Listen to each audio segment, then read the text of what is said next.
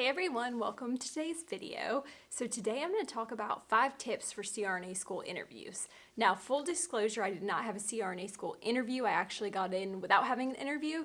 So I'm going by my experience in CRNA school, things I've heard from friends who had interviews, and also what I would ask if I was on an interview panel for upcoming SRNAs. Before we get started, I just wanted to say I'm filming upstairs again because our house is crazy with all the dogs. And if you hear a baby, it's because we actually got a foster baby and she's up here with me. And I can't really tell you anything else right now, but Jon and I are going to have a video next week explaining what our first week has been like with her. So she's amazing and beautiful and so sweet, and that's all I can say right now. Tip number 1 is be prepared for your interview. And what I mean by that is be on time, actually be early so you know where you're going ahead of time, know what they expect you to bring if they expect you to bring anything, and also do some research on the program and the school if you haven't already that you're interviewing with. These types of programs have histories and they're often very interesting. For example, my CRNA school was the first doctorate program for CRNAs, so that's really interesting and a great fact to know if you're interviewing. Tip number 2 is be confident, but don't be overly confident.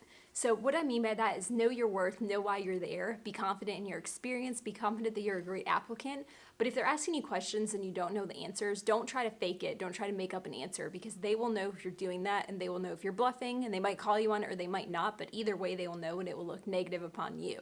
So if you don't know something, say, I don't know the answer to that, do you mind if I research it and get back to you?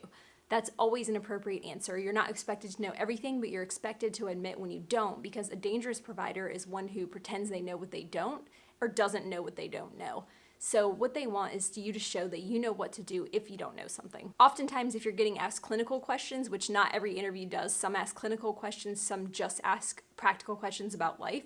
But either way, they'll keep going until you don't know an answer to see what your response will be if you don't know an answer. So if they're drilling you with questions and they seem to be more advanced than what you think you know, that's probably why, and don't try to pretend you know the answer. I've heard that from a lot of people, including people who have been on interview panels before, that that's what they look for when they're doing that kind of questioning. It is about the knowledge, but it's also about your response and how you deal with those kinds of situations. Okay, so now we're on tip number 3. And tip number 3 is basically about your knowledge base, so I'm going to call it knowledge base.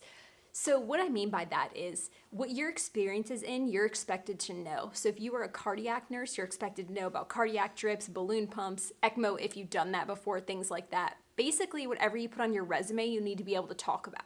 So if you're not comfortable talking about something, don't put it on your resume. If you're very comfortable with CRRT, put that on there. If you've done STICU and you're very comfortable with trauma, put that on there and expect to be asked questions about it. If you're an ICU nurse, expect to be asked questions about like phenylephrine and vasopressin and norepinephrine, maybe how they work on receptors, and also what are the side effects that you would look for. So they might say, what is a common side effect with phenylephrine that you need to look out for whenever you give it? And that would be bradycardia, which most ICU nurses know, but sometimes we don't know that because we don't get really in-depth training on these drugs, so we need to look it up ourselves. They might say, what is the first line vasopressor that you use for septic shock? That's norepinephrine.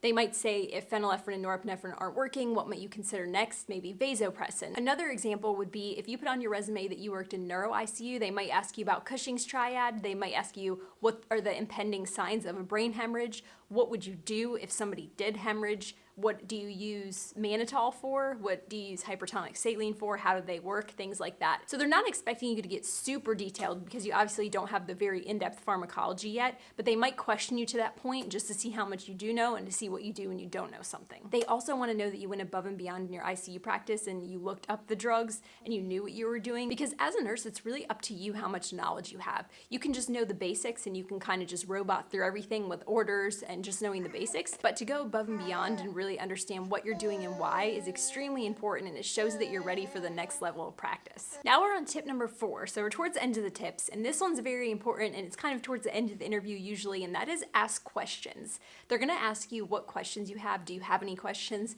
You should have questions. Never say I don't have any questions, because that insinuates that you know everything and you definitely don't know everything yet. So I would pre-prepare your questions just so you don't get caught off guard. You might come up with more during the interview or better ones during the interview. Oh yes. But at least have 2 or 3 basic questions that you could ask if you get stumped or you get nervous and you can't think of anything. And a few examples of questions that I think are appropriate and that I would ask or I would be happy to answer are, What do you think the strengths and weaknesses of your program are? What do you think that the hardest thing about CRNA school is? What is the culture of your school like? Do you foster a learning environment, a supportive environment? Another one could be, what do you see for the future of CRNA practice? Because a lot of people like to talk about that. Scope of practice is expanding, advanced practice nursing is expanding, so that's always a great question. No question is a bad question, let me just say that. Okay, and just like that, we've made it to tip number 5. So tip number 5 would be follow-up, because I think this is so important, and I often get questions about it from people. They're not sure the appropriate way to follow up after an interview, and I think you could do it written or an email. Make sure you know the information of the people who are on your interview panel, and follow up either with thank you cards or with an email just saying thank you so much for the interview, I'm very interested, say what you liked about the program that you learned during your interview. And it's also just another chance to kind of show your strengths, so make sure you say why you think you're a good candidate after the interview. You realized you would fit into that school really well, why, maybe talk about the clinical experience a little if they talked about it and how that was similar to your practice. So there's a lot of ways you can do this, but just basically show that you're thankful, show that you're eager, show that you're interested. A little follow-up goes a long way. And it also gets your name out there with them. They might have met you once and maybe not put a face to a name immediately, but if you follow up, they might be like, oh yeah, Rhea and I remember her, and then start thinking about your application and things. So that wraps up our 5 interview tips, but I also wanted to go over a few questions about personal life that I've heard are asked very frequently. Hold on a plane. I live near an airport. Okay, so some questions I've heard of being asked very frequently about personal life are, what is your support system like? Friends, family, significant other, things like that, and how will they respond to you being in CRNA school, or will they support you through this journey? How have you been preparing for CRNA school? Now this could be an open-ended question, or it could be more specific, like have you prepared financially, mentally, emotionally, things like that, but how have you prepared for CRNA school? Maybe you could say by saving money, by working extra, by doing extra research on everything I'm doing in the ICU and just learning more, things like that. So just show that you are preparing ahead of time for this journey that you're going to be on, because you know it's a serious journey. Oh, how do you handle stress? That's a huge one that I've heard almost everybody has been asked. So how do you handle stress? My answer to this would be during acute, fully stressful situations, I don't get stressed out. I respond well and I deal with it later. But how I respond with chronic stress, which is the stress of school over 3 years, is exercise, eating healthy, taking time for myself when needed, and basically by prioritizing and time management so I don't get behind, because that can add to the stress and I don't like rushing, so I don't want to feel stressed out all the time. So that's kind of an example of how you could respond to that question. Obviously it'll be personalized to you, but what are some things that you do that help your stress levels? And this could be any kind of hobby, like if you knit or read or play piano or anything like that. So there's no wrong answer, but they just want to know what you do to decompress. I wouldn't say that you don't have any hobbies, because you should have multiple interests and be well-rounded.